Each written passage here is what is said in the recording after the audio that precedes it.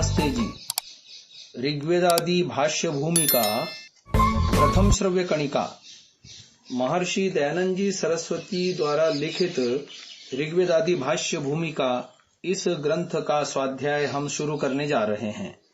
इस पर स्वामी विद्यानंद जी सरस्वती ने भूमिका भास्कर नाम से विस्तृत भाष्य किया हुआ है। उसी भूमिका भास्कर की अवतरणिका से हम प्रारंभ कर रहे हैं। आधुनिक काल में विकासवाद एक महत्वपूर्ण विचारधारा है। वैज्ञानिक और ऐतिहासिक दोनों ही क्षेत्रों में उसका प्रवेश हो गया है। वैज्ञानिक विचारधारा में प्राणियों की विभिन्न जातियों की उत्पत्ति में विकासवाद को मान्यता प्रदान की जाती है और ऐतिहासिक विचारधारा में मानवीय बुद्धि के विकास अथवा ज्ञान विज्ञान की उपलब्धि में विकासवाद को आधार माना गया है। साधारण दृष्टि से देखने पर यह बात ठीक सी प्रतीत होती है, परंतु गहराई से विचार करने पर इसका खोखलापन स्पष्ट हो जाता है।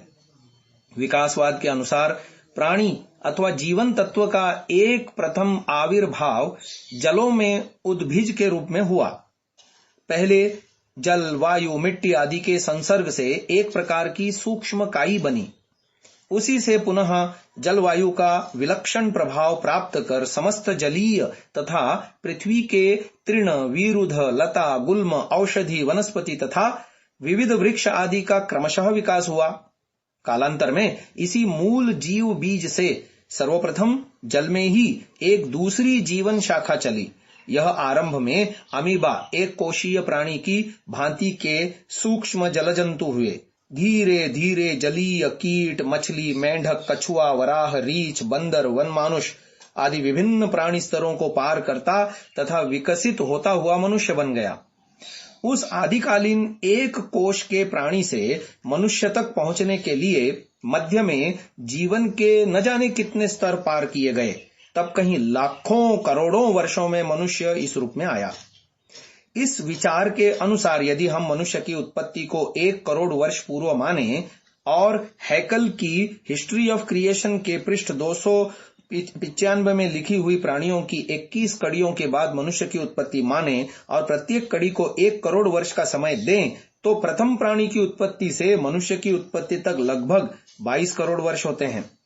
लोकमान्य तिलक के गीता रहस्य में डॉक्टर गेड़ा की साक्षी से लिखा है कि मछली से मनुष्य होने में 53,75,000 पीढ़ियां बीती। इतनी ही पीढ़ियां अमीबा से मछली होने में बीती होंगी, अर्थात अमीबा से आज तक लगभग 1 करोड़ पीढ़ियां बीत चुकी।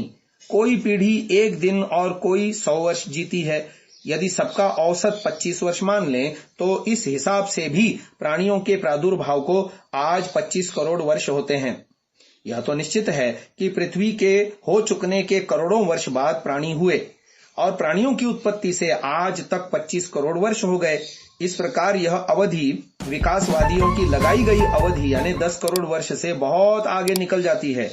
ऐसी दशा में यह विकास समय की दृष्टि से कितना लचर है, यही स्पष्ट होता है।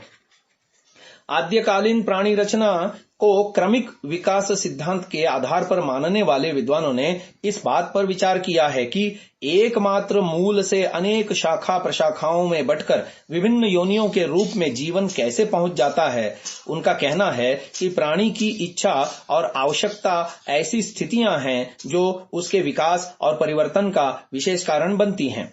भोजन के लिए प्रयत्न तथा प्राकृतिक संघर्षों एवं शत्रुओं से रक्षा के लिए प्राणी को अनेक परिवर्तनों में से गुजरना पड़ा है।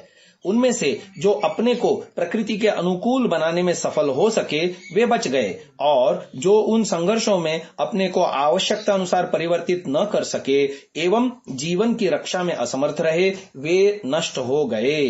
किन्हीं कारणों से शरीरों में धीरे धीरे परिवर्तन होता रहा और प्राणी विभिन्न योनियों के रूप में बट गया।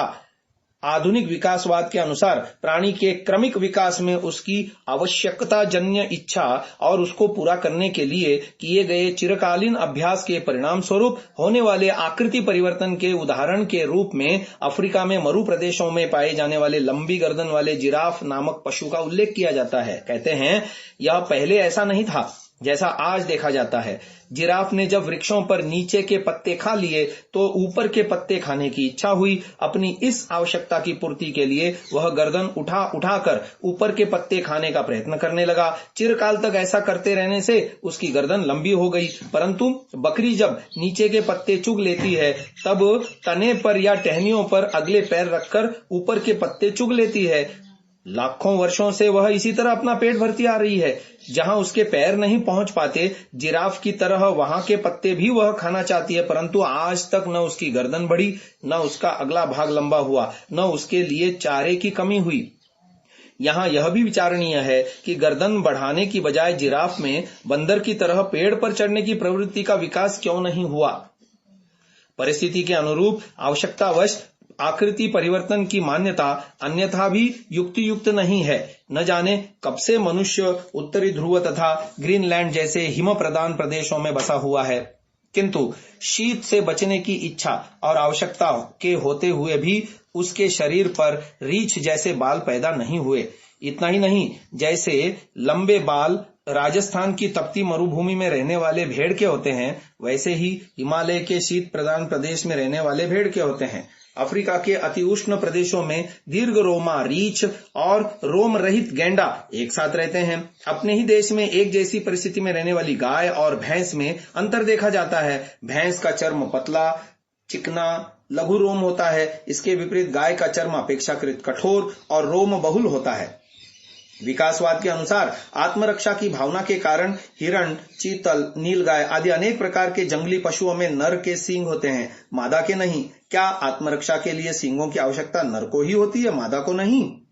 जंगली पशुओं की अपेक्षा मनुष्य द्वारा पालित व सुरक्षित गाय, भैंस आदि को कम खतरा होता है। फिर क्या कारण है कि उनमें नर और मादा दोनों के ही सींग होते हैं?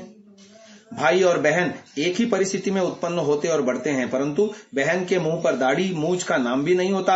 हाथी और हथनी एक ही परिस्थिति में रहते हैं, पर हथनी के मुंह में बाहर को निकले बड़े दांत नहीं होते। मोर और मयूरी और इस प्रकार मुर्गा और मुर्गी एक ही परिस्थिति में उत्पन्न होते हैं, पलते हैं और बढ़ते हैं, पर मयूरी और मुर्गी के वे सुंदर पर और कलगी नहीं होते जो मोर और मुर्गे के होते हैं।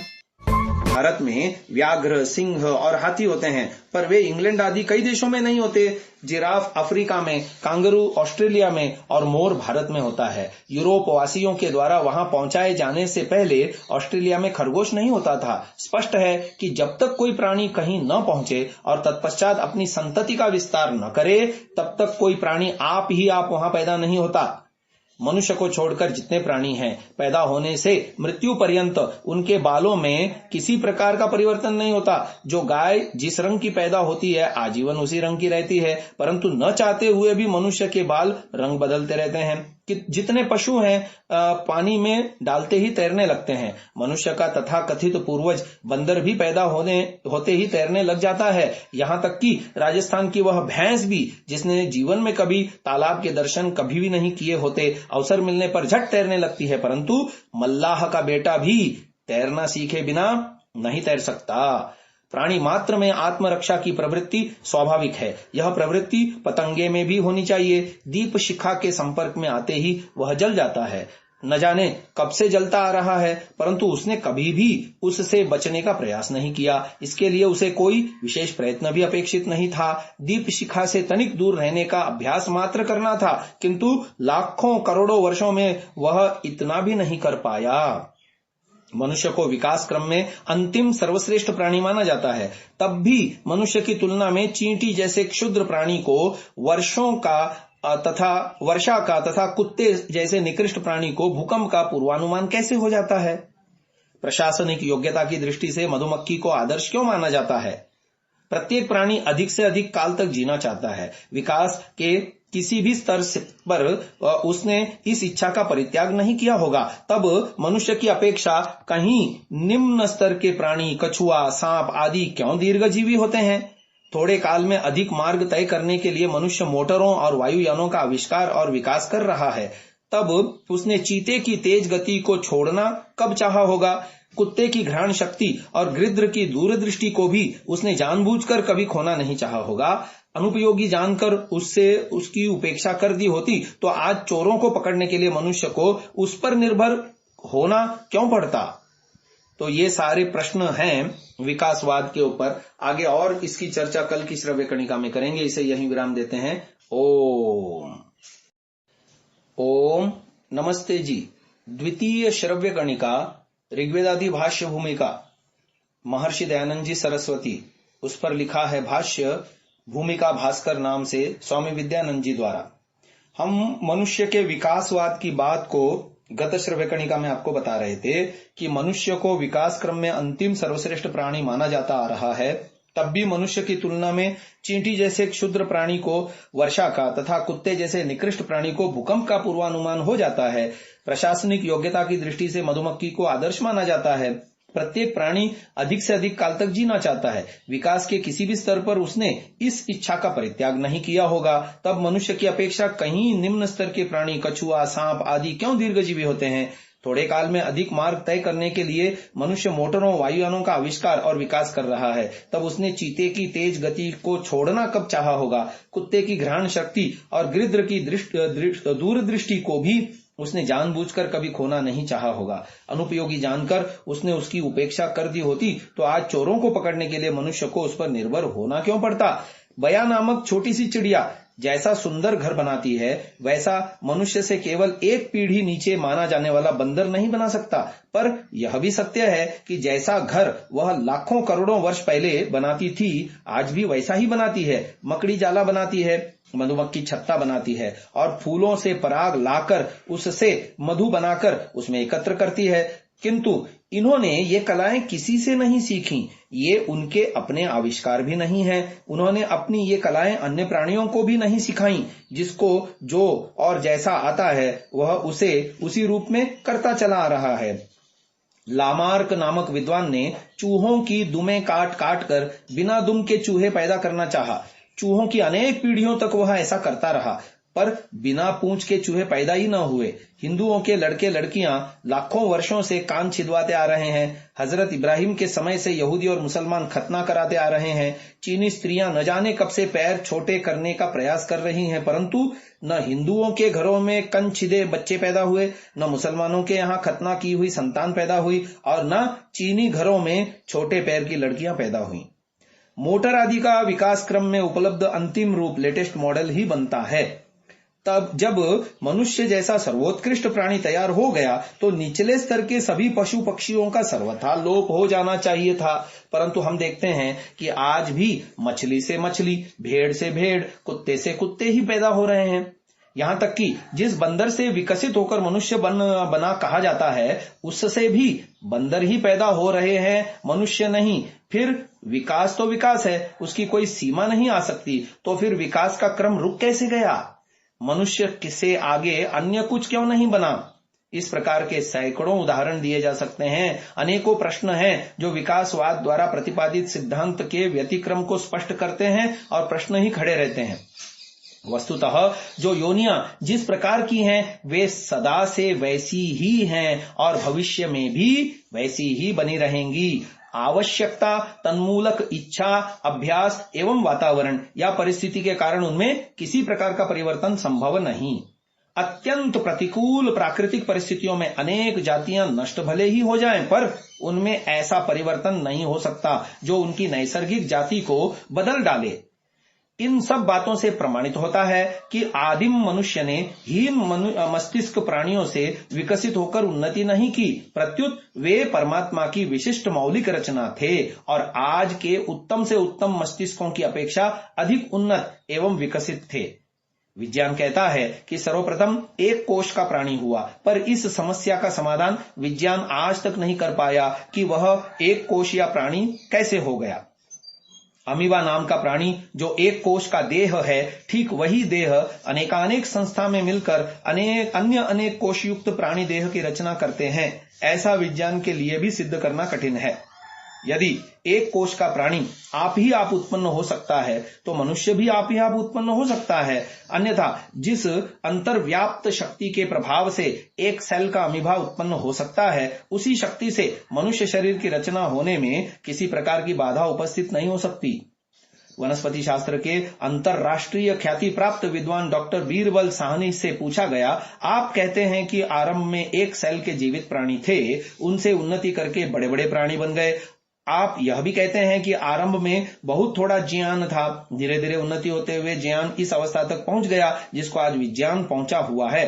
तब आप यह तो समझाइए कि where did life come from in the very beginning and where from did knowledge come in the very beginning. अर्थात आरंभ में जीवन कहां से आया और आरंभ में ज्ञान कहां से आया, क्योंकि जीवन शून्य से उत्पन्न हो गया और शून्य से ज्ञान उत्पन्न हो गया, यह नहीं माना जा सकता। डॉक्टर साहनी ने उत्तर में कहा, with this we are not concerned as to where from life come in the very beginning of where from knowledge come.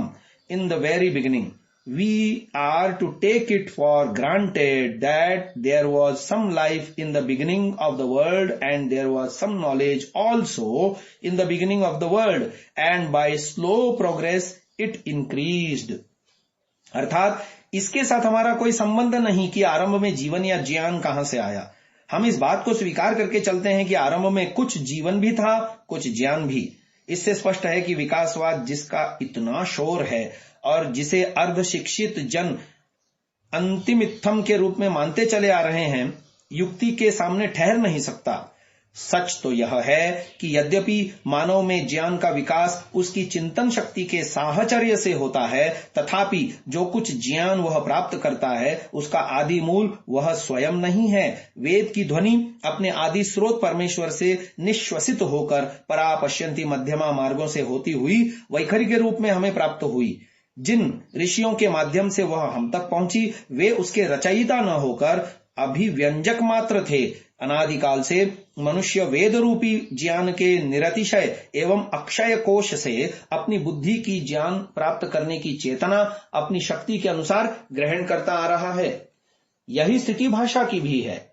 भाषा विज्ञान के सभी विद्वान स्वीकार करते हैं और यह सबके प्रत्यक्ष का विषय है कि मनुष्य भाषा का निर्माण नहीं करता, वह अपने पूर्वज साथियों से ग्रहण करता है। वह भाषा को अर्जित करता है, सीखता है, बनाता नहीं। हम अपनी पहली पीढ़ी से सीखते हैं। हमसे पहली पीढ़ी वालों ने उस भाषा को अपने पूर्वजों से प्राप्त किया होगा। इस प्रकार प्रत्येक पीढ़ी अपने से पहली पीढ़ी से भाषा को ग्रहण करती है, किसी अपूर्व भाषा का निर्माण नहीं करती। इस क्रम को अतीत की ओर जारी रखा जाए तो प्रश्न होगा कि आदि मानव ने भाषा का अर्जन किससे किया होगा। उससे पहले तो कोई मानव समाज था ही नहीं जिससे वह भाषा सीख सकता। जब यह सर्वसम्मत सिद्धांत है कि मानव द्वारा भाषा का एक पीढ़ी से दूसरी पीढ़ी को मात्र संक्रमण होता है, उसका निर्माण करने में वह असमर्थ है, तब यही मानना होगा कि आदि मानव ने परमेश्वर हिरण्यगर्भ समवर्तताग्रे ही से भाषा का ग्रहण किया होगा। किंच भाषा न केवल शब्द का नाम है, न केवल अर्थ का, अपितु एक नियत अर्थ के साथ संबद्ध शब्द का नाम भाषा है। शब्द का अर्थ के साथ संबंध जोड़ने के लिए, दूसरे शब्दों में भाषा निर्माण के लिए पहले एक भाषा का होना आवश्यक है। उसके बिना मनुष्य भाषा का निर्माण या विकास नहीं कर सकता। इस प्रकार की भाषा बीज रूप सत्य विद्याओं के समान ईश्वर से ही प्राप्त हो सकती है। इस प्रकार ईश्वर से प्राप्त होने वाला ज्ञान शब्दमय वेद ठहरता है। ज्ञान की परत्र संक्रांति शब्द के बिना नहीं हो सकती। वास्तव में भाषा और ज्ञान का समवाय संबंध है, एक के बिना दूसरे की कल्पना नहीं की जा सकती। तारापुर वाला ने elements of the science of language में ठीक ही लिखा, as soon as a man begins to think, that is to have concepts, he must have a language. तारापुर वाले का अनुमोदन करते हुए मानव विज्ञान शास्त्री एंथ्रोपोलॉजिस्ट R.R. मेरेट ने लिखा है, if language is ultimately the creation of intellect, yet hardly less fundamentally is the creation of language. ये एंथ्रोपोलॉजी पेज नंबर 130। इस प्रकार आदि मानव को बीज रूप में ज्ञान तथा भाषा दोनों का परमेश्वर से प्राप्त होना ही युक्ति संगत है। ज्ञान के संदर्भ में विकासवादी दृष्टिकोण का विस्तृत विवेचन वेदोत्पत्ति विषय के अंतर्गत हुआ है, उसको वहीं क्रमशः पढ़ लेंगे। आज की इस चर्चा को हम यहीं विराम देते हैं। आगे की चर्चा विकासवाद एवं वेदार्थ के ऊपर आ रही है, तो उसको हम कल करेंगे। ओम ओम नमस्ते जी। तृतीय श्रव्य कणिका ऋग्वेदादि भाष्य भूमिका एवं भूमिका भास्कर, जिनके लेखक स्वामी दयानंद सरस्वती एवं स्वामी विद्यानंद जी हैं। विकासवाद और वेदार्थ। विकासवाद संबंधी इस पूर्वाग्रह के कारण पाश्चात्य विद्वानों ने वेदों का गंभीरता पूर्वक अध्ययन करने का प्रयत्न नहीं किया। जैसे हम वेदों को मात्र कंठस्थ करने वाले दाक्षिणात्य ब्राह्मणों के ऋणी हैं, वैसे ही हम पाश्चात्य विद्वानों के भी ऋणी हैं। भारतीय विद्वानों ने वेदों को नष्ट होने से बचाया, तो पाश्चात्य विद्वानों ने वेदों को भारत में ही सीमित न रहने देकर विश्वभर की संपत्ति बना दिया।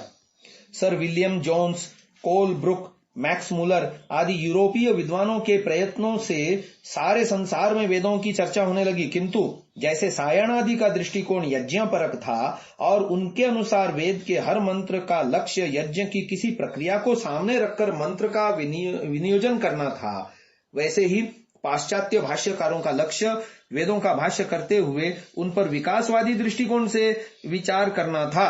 मैक्स मुलर के मस्तिष्क पर सायण और डार्विन दोनों छाए हुए थे।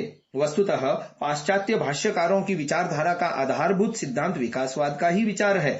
इन लोगों के लिए विकासवाद का सिद्धांत पहले है, उसके बाद जो कुछ आया उसे विकासवाद के सिद्धांत पर घटा कर देखा जाता है। विकासवाद की कसौटी पर परख कर ही ये लोग किसी बात के सही या गलत होने का निश्चय करते हैं। विकासवाद का कहना है कि आदि काल में मनुष्य अविकसित अवस्था में था। उनकी मान्यता के अनुसार प्राचीन आर्य लोग जंगलों में रहते थे। वे जंगलों से लकड़ी काटकर और नदी से पानी लाकर रोटी पकाते और इस प्रकार जीवन बिताते थे। ऐसी अवस्था में वेदों की विचारधारा में किसी उच्च स्तरीय बात की कल्पना करना व्यर्थ है। विकासवाद के अनुसार आदि मानव सूर्य, चंद्र, पृथ्वी, अग्नि, वायु आदि शक्तियों को आश्चर्यचकित होकर देखता और इन सबको देवता मानकर इनकी पूजा करता था। इस दृष्टि से मैक्स मुलर के अनुसार वेदों में एकेश्वरवाद का विचार हो ही नहीं सकता। भिन्न भिन्न देवताओं की स्वतंत्र सत्ता होने के कारण वेदों में बहुदेव पूजा का विधान किया गया है। एकेश्वरवाद का विचार तो मानव मस्तिष्क में बहुत पीछे आया, जब उनसे यह कहा जाता है कि वेद में एकम सद्विप्रा बहुधा वदंती अग्निम यमम मातरिश्वानमाहुः, इस मंत्र के द्वारा यह कहा गया है कि ईश्वर तो एक ही है, अग्नि आदि तो उस एक ही ईश्वर के भिन्न भिन्न नाम हैं। तब पाश्चात्य विद्वान कह देते हैं कि यह मंत्र तो वेदों में बहुत पीछे से डाला गया। यह कल्पना इसलिए की गई क्योंकि मैक्स मुलर विकासवाद के विपरीत यह मानने के लिए तैयार ही नहीं कि मानव संस्कृति के प्रारंभिक काल में एकेश्वरवाद जैसा उत्कृष्ट विचार मानव मस्तिष्क में आ सकता था। श्री अरविंद का कहना है कि पाश्चात्य भाष्यकारों के मन में विकासवाद के प्रति इतना प्रबल आग्रह है कि यदि वेदों का कोई अर्थ विकासवाद की पुष्टि नहीं करता तो वे या तो अर्थ को ही तोड़ मरोड़ देते हैं या मंत्र में प्रक्षिप्त होने की घोषणा कर देते हैं। इस प्रकार का चिंतन वैज्ञानिक नहीं कहा जा सकता। फिर भी जादू वह जो सिर चढ़कर बोले। यद्यपि मैक्स मुलर आदि पाश्चात्य भाष्यकार विकासवादी पूर्वाग्रह से पीड़ित हैं, तो भी वेदों में उनको इतने उच्च स्तरीय विचार मिलते हैं कि वे कभी कभी बरबस यह संदेह में पड़ जाते हैं कि उनका यह पूर्वाग्रह उचित भी है या नहीं। ऋग्वेद संहिता के भाष्य के चौथे खंड में वह लिखते हैं, it is impossible for one scholar, it will probably be impossible for one generation of scholars to decipher the hymns of the Rigveda to a satisfactory conclusion। अर्थात मैक्स मुलर के मत में किसी एक वैदिक विद्वान अथवा विद्वानों की एक पीढ़ी द्वारा भी ऋग्वेद की ऋचाओं के रहस्यों को खोज निकालना असंभव है। ऋग्वेद के विषय में इस प्रकार की सम्मति देने के लिए मैक्स मुलर तभी विवश हुए होंगे जब उन्हें वहां इतने ऊंचे विचार दिख पड़े होंगे जिनके मुकाबले में उन्हें विकासवाद की दीवारें हिलती जान पड़ी होंगी। ऐसी स्थिति में वेद भाष्य करते हुए उनका विकासवादी दृष्टिकोण से बंधे रहना दुराग्रह मात्र है। अब आते हैं धर्मांतरण एवं वेदार्थ इस विषय पर। पिछले 200 वर्षों में अनेक पाश्चात्य विद्वानों ने अपने मान्यता के अनुसार वेदों का अध्ययन करके अंग्रेजी, फ्रेंच, जर्मन आदि भाषाओं में अनेक ग्रंथ लिखे। इनमें Max Muller, Rosen, Ludwig, Grassmann, Roth, Oldenberg, Weber, Colebrooke, Williams, Jones, Burnouf, Wilson, Keith, Bloomfield, Whitney, Macdonell, Jacobi, Griffith, Bohtlingk, professor Renou, Hillebrandt, Geldner आदि अधिक प्रसिद्ध हैं। इनमें से प्रायः सभी ने वेदों के देवता, वैदिक धर्म, वरुण देवता, वैदिक व्याकरण, वैदिक छंद आदि वेद संबंधी विषयों पर अपनी अपनी भाषा में ग्रंथ रचना कर अपने विचार प्रकट किए। इनमें से जर्मनी के प्रोफेसर रॉथ जैसे कुछ लोगों को छोड़कर जिन्होंने बोहतलिंग के साथ मिलकर संस्कृत महाकोश की 7 खंडों में रचना की, जिनका नारा डाउन विद सायना अर्थात सायन को मत मानो रहा, शेष सभी ने सायन, महिदर आदि पौराणिक भाष्यकारों का ही अनुकरण किया। प्रोफेसर विल्सन ने तो सायन के ऋग्वेद भाष्य का अंग्रेजी में अनुवाद किया ही, अन्यों ने भी प्रायः उसका तथा मध्यकालीन पौराणिक व वाममार्गी महिदर आदि का अनुसरण किया। ग्रिफिथ ने अपने शुक्ल यजुर्वेद के अंग्रेजी अनुवाद की भूमिका में लिखा, all that I have attempted to do is to give the faithful translation to the best of my ability of the texts and sacrificial formulas of the Vedas with just sufficient commentary cliffy from Mahidar to make them intelligible। Griffith ने चारों वेदों का अनुवाद अंग्रेजी कविता में किया।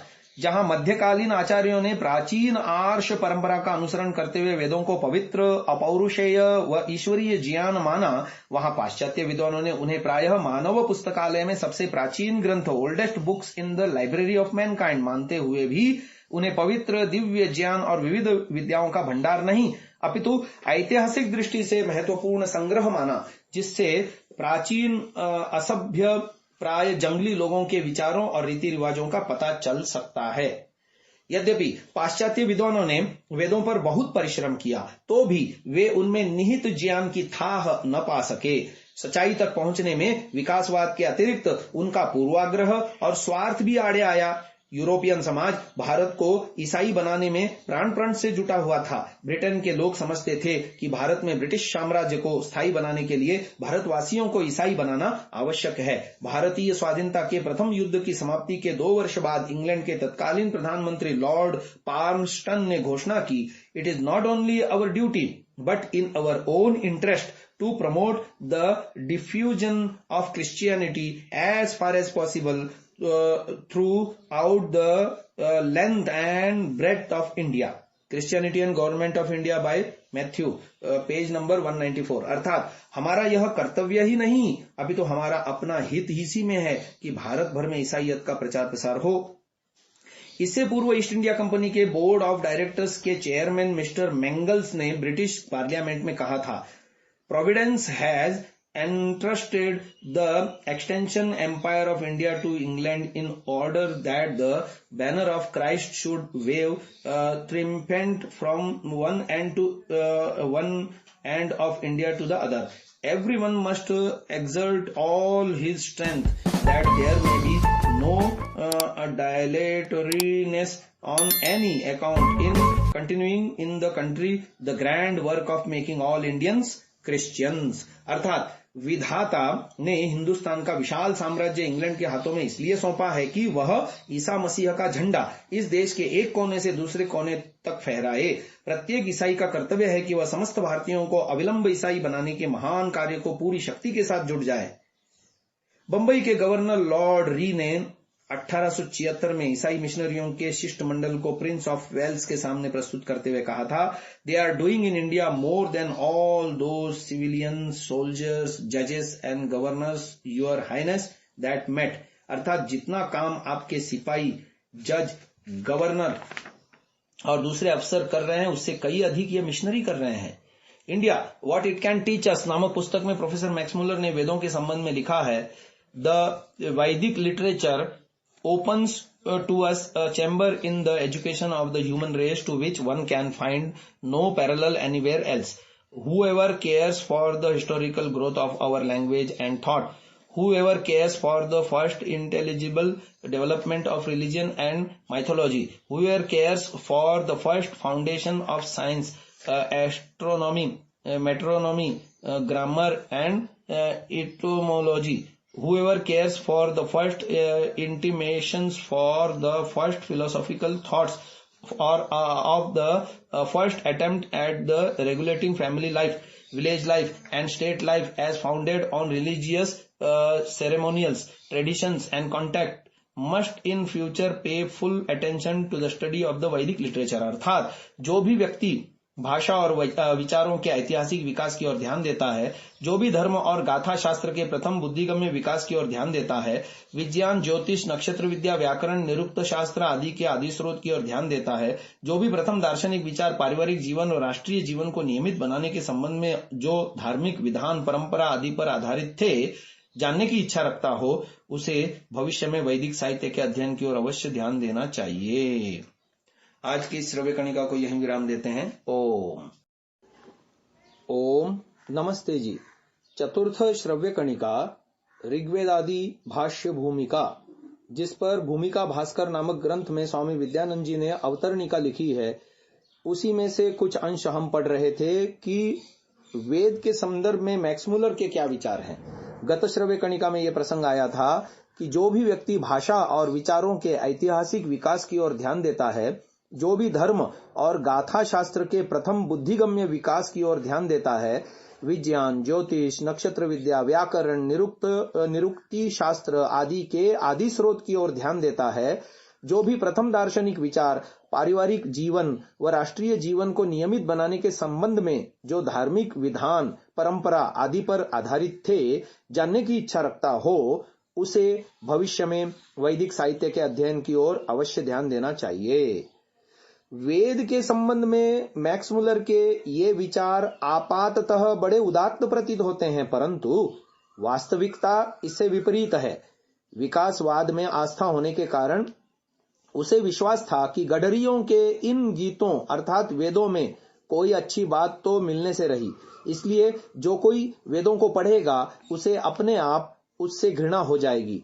यदि वास्तव में वह यानी मैक्स मुलर वेदों का प्रशंसक होता तो इसी पुस्तक के पृष्ठ 57 पर यह क्यों लिखता, that the Veda is full of childish, silly and monstrous conceptions, who would deny, अर्थात वेद बचकाना, मूर्खतापूर्ण और राक्षसवत विकराल नितांत असंगत बातों से भरपूर है, इससे कौन इनकार कर सकता है। मद्रास क्रिश्चियन सोसाइटी की ओर से प्रकाशित वैदिक हिंदुइज्म में मैक्स मुलर के निम्न शब्दों से भी उसके मन की भावना व्यक्त होती है। I remind you again that the Vedas contain a great deal of what is childish and foolish, अर्थात मैं एक बार फिर याद दिलाना चाहता हूं कि वेदों में बहुत सी बचकानी और मूर्खतापूर्ण बातें भरी पड़ी हैं। कुछ भिन्न शब्दों में यही बात मैक्स मुलर ने chips from a German workshop edition 1866 page number 27 में लिखी है। A large number of Vedic hymns are childish in the extreme, tedious, low and commonplace, अर्थात वैदिक सूक्तों की एक बड़ी संख्या बिल्कुल बचकानी, जटिल, निकृष्ट और अत्यंत साधारण है।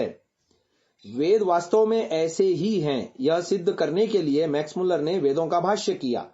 वेदों के अनुसंधान और अनुवाद कार्य में लगने का क्या उद्देश्य था, यह उसने अपनी पत्नी के नाम लिखे एक पत्र में स्पष्ट कर दिया।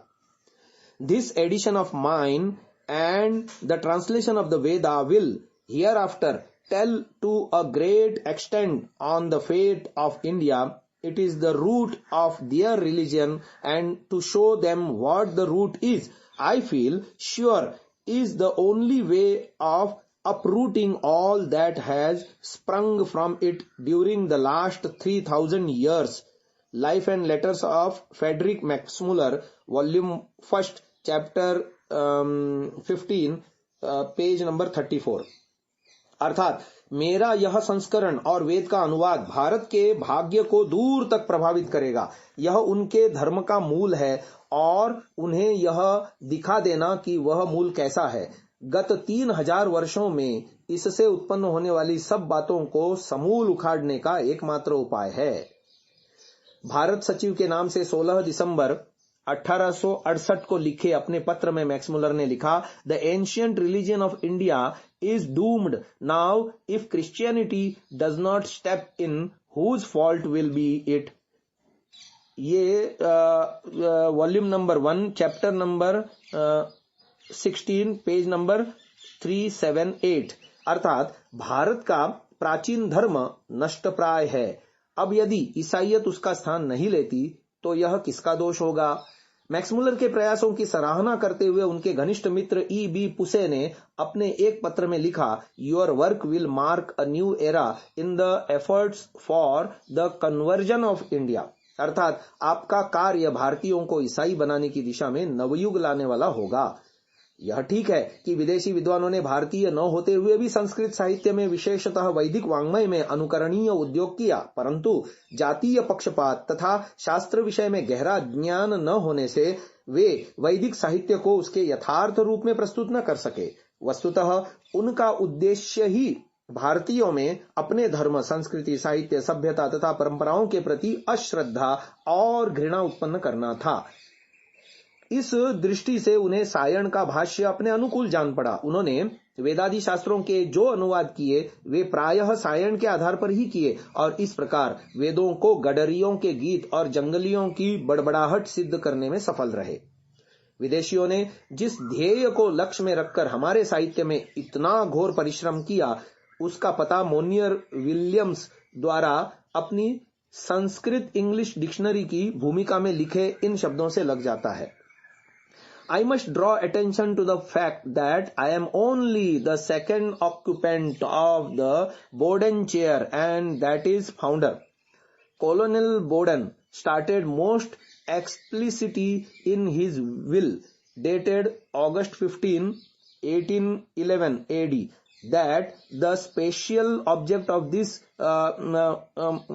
munificent bequest was to promote the translation of scriptures into English so as to enable his countrymen to proceed in the conversion of the natives of India to the Christian religion. भाव यह है कि mister Borden के trust द्वारा संस्कृत के ग्रंथों के अनुवाद का कार्य भारतीयों को ईसाई बनाने में अपने देश यानी इंग्लैंड वासियों की सहायता करने के लिए हो रहा है। यही मोनियर विलियम्स अपनी पुस्तक the study of Sanskrit in religion to missionary work in India 1861 में लिखते हैं, when the walls of the mighty fortress of Hinduism are encircled, undermined and finally stormed by the soldiers of the cross, the victory of Christianity must be signal and complete. भाव यह है कि Monier Williams आदि पाश्चात्य विद्वानों का लक्ष्य हिंदू धर्म को नष्ट करके भारत में ईसाईयत की पताका फहराने का था। यही उनके संस्कृत प्रेम की पृष्ठभूमि थी। बोर्डन पीठ पर नियुक्त होने वाले सबसे पहले विद्वान प्रोफेसर विल्सन थे। अपनी पुस्तक religious and philosophical system of the Hindus के लिखने का उद्देश्य उन्होंने इन शब्दों में व्यक्त किया है, the lectures were written to help candidates for a prize of £200 given by John Muir, a great Sanskrit scholar, for the best refutation of the Hindu religious system. अर्थात प्रोफेसर विल्सन का सारा परिश्रम 200 पाउंड की खातिर हिंदू धर्म के खंडन के निमित्त निबंध लिखने वाले विद्यार्थियों को प्रोत्साहित करने के लिए था। मैक्समुलर के प्रमुख शिष्य थे मैकडॉनल्ड। वह अपनी पुस्तक a value reader for students की भूमिका में लिखते हैं, ऋग्वेद के 10 मंडलों में से आदि के 8 मंडल पहले लिखे गए, फिर 9वां और अंत में 10वां। पहले 8 मंडल एक इकाई बनाते हैं। प्रश्न यह है कि इंद्रम मित्रम एकम सद्विप्रा बहुधा वदंती, यह तो ऋग्वेद के पहले मंडल का मंत्र 164-46वां है। फिर इसे प्रक्षिप्त या बाद में डाला हुआ कैसे कहते हो? क्या केवल इसलिए कि वह आपकी विकासवादी विचारधारा में फिट नहीं बैठता? वस्तुतः इस सारे अनर्थ की जड़ मध्यकालीन भारतीय आचार्यों, विशेषतः सायण की वेदार्थ विषयक भ्रांत धारणाएं हैं। इन विदेशी विद्वानों को सायण की अपेक्षा वेद का उत्तम भाष्य मिला होता तो संभवतः वेद की ऐसी दुर्दशा न होती। पाश्चात्यों द्वारा प्रस्तुत वेदादि शास्त्रों का वह स्वरूप अवश्य ही न होता जो अब है। सायण के भाष्य ने सबकी आंखों पर पट्टी बांध दी। राजनैतिक दृष्टि से स्वतंत्र हो जाने पर भी पाश्चात्यों के भारतीय मानसपुत्रों की आंखों पर वह पट्टी अभी तक ज्यों की त्यों बंधी है। भारतीय संस्कृति के प्रसिद्ध पोषक कन्हैयालाल माणिकलाल मुंशी ने अपनी पुस्तक लोपामुद्रा में ऋग्वेद के आधार पर प्राचीन आर्यों के विषय में लिखा कि इनकी भाषा में अब भी जंगली दशा के स्मरण मौजूद थे। मांस भी खाया जाता था और गाय का भी। अतिथिग व गौमांस खिलाने वाले की बहुमानास्पद उपाधि थी। ऋषि सोमरस पीकर नशे में चूर रहे थे और लोभ तथा क्रोध का प्रदर्शन करते थे। सर्वसाधारण सुरा पीकर नशा करते थे। वे जुआ खूब खेलते थे। ऋषि युद्ध क्षेत्र में जाकर हजारों का संहार करते थे। वे रूपवती स्त्रियों को आकर्षित करने के लिए मंत्रों की रचना करते थे। कुमारी से उत्पन्न बच्चे अधम पतित नहीं माने जाते थे। कई ऋषियों के पिताओं का पता ही न था। आर्य भेड़िए की तरह लोभी थे। विभीषता और या अश्लीलता का कोई विचार न था। आत्मा का कोई ख्याल न था। ईश्वर की कल्पना नहीं, नाम नहीं, मान्यता नहीं, स्वदेश की कल्पना नहीं थी। ओम नमस्ते जी। पंचम श्रव्य कणिका ऋग्वेदादि भाष्य भूमिका। स्वामी दयानंद जी के इस ग्रंथ पर स्वामी विद्यानंद जी ने भूमिका भास्कर नामक विस्तृत व्याख्या लिखी है, जिसकी अवतरणिका हम आपके सामने पढ़ रहे थे। गत श्रव्य कणिका में बात आई थी कि भारतीय संस्कृति के प्रसिद्ध पोषक कन्हैयालाल माणिकलाल मुंशी ने अपनी पुस्तक लोपामुद्रा में ऋग्वेद के आधार पर प्राचीन आर्यों के विषय में यह लिखा था। जो हमने आपको पढ़ के सुनाया था उसकी पुनरावृत्ति कर लेते हैं ताकि ये प्रसंग आगे चले। इनकी भाषा में अब भी जंगली दशा के स्मरण मौजूद थे। मांस भी खाया जाता था और गाय का भी। अतिथिग्व गोमांस खिलाने वाले की बहुमानास्पद उपाधि थी। ऋषि सोमरस पीकर नशे में चूर रहे थे और लोभ तथा क्रोध का प्रदर्शन करते थे। सर्वसाधारण सुरा पीकर नशा करते थे। वे जुआ खूब खेलते थे। ऋषि युद्ध क्षेत्र में जाकर हजारों का संहार करते थे। वे रूपवती स्त्रियों को आकर्षित करने के लिए मंत्रों की रचना करते थे। कुमारी से उत्पन्न बच्चे अधम पतित नहीं माने जाते थे। कई ऋषियों के पिताओं का भी पता न था। आर्य भेड़िए की तरह लोभी थे। विभत्सता या अश्लीलता का कोई विचार न था। आत्मा का कोई ख्याल न था। ईश्वर की कल्पना नहीं, नाम नहीं, मान्यता नहीं, स्वदेश की कल्पना नहीं थी। शिवलिंग पूजक दस्यु भारतवर्ष के मूल निवासी थे।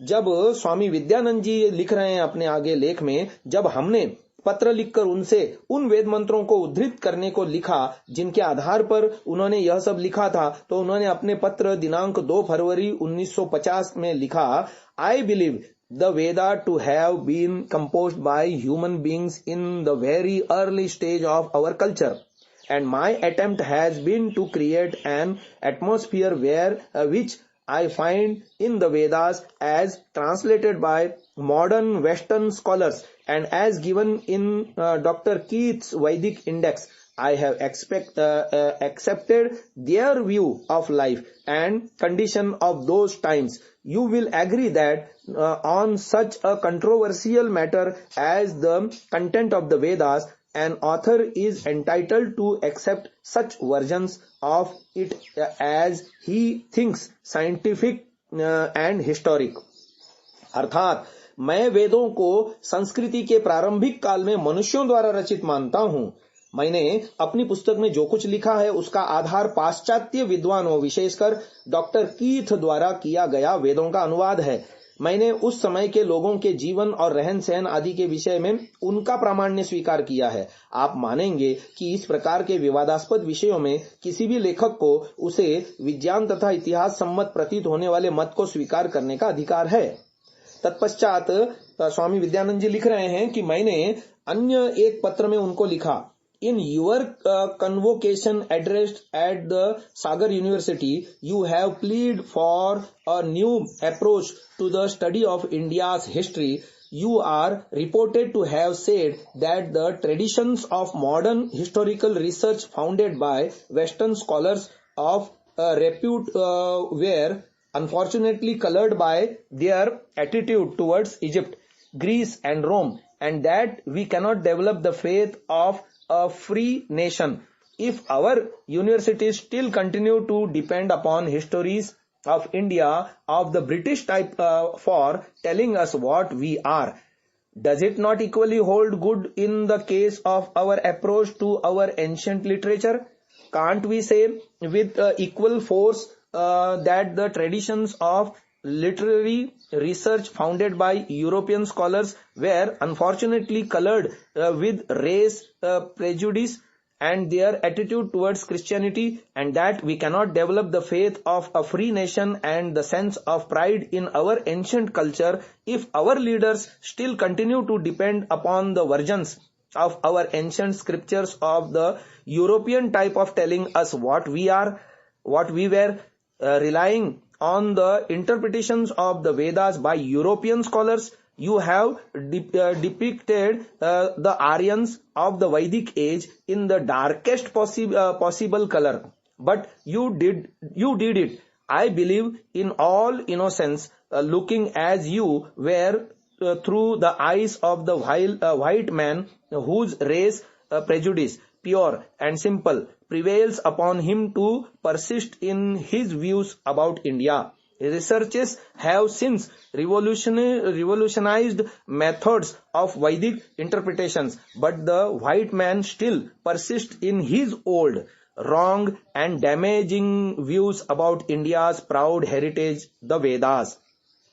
These European scholars, when they sat down to write, felt the misleads of to be the judges sent down from some region far away from the high above the world of humanity and the Vedas and the country of the Vedas, to be criminals whose case they had to judge. It is preliminary communal and racial cobweb of fortuitous and bumptious theories broadcast to keep under and reduce the servility in the sphere of literature and culture. The oldest and most cultured of the secret of their intentions and open declared that they were deliberately interpreting the Vedas in a way that those who read them should hate them. This is exactly what you have done without realizing its implications. In your letter under reference, you said that it was your right to accept any version which you considered to be scientific and of historical value.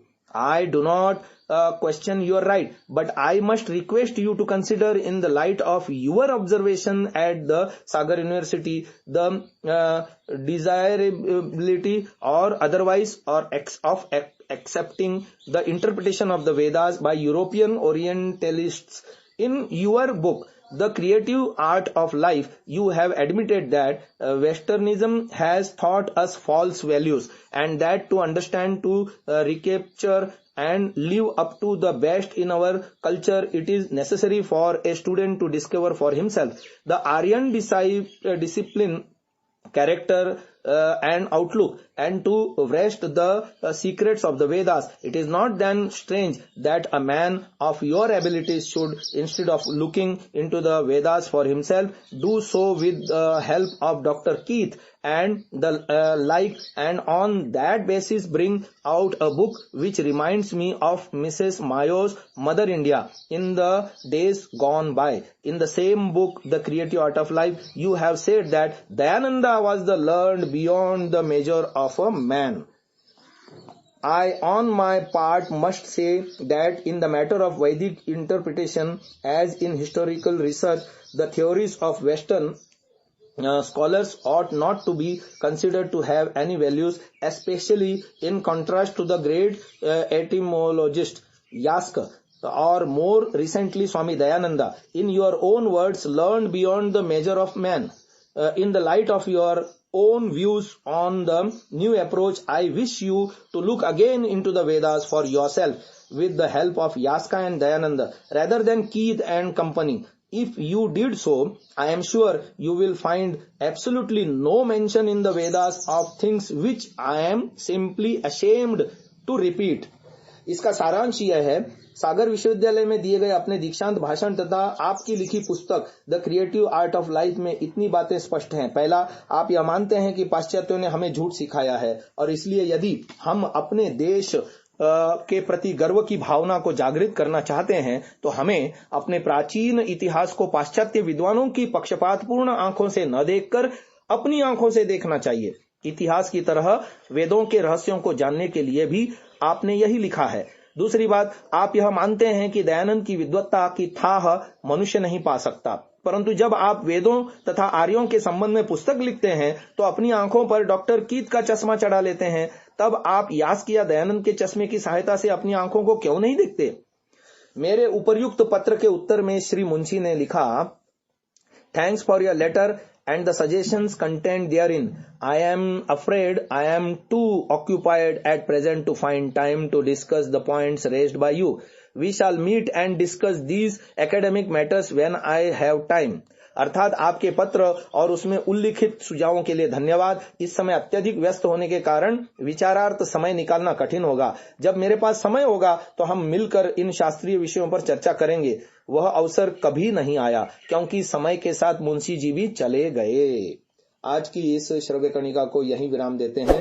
हमारे देश के लोगों ने ही वेद को नीचे गिराने में कितना कितना बड़ा योगदान दिया है, ये इनके वक्तव्यों से पता चलता है।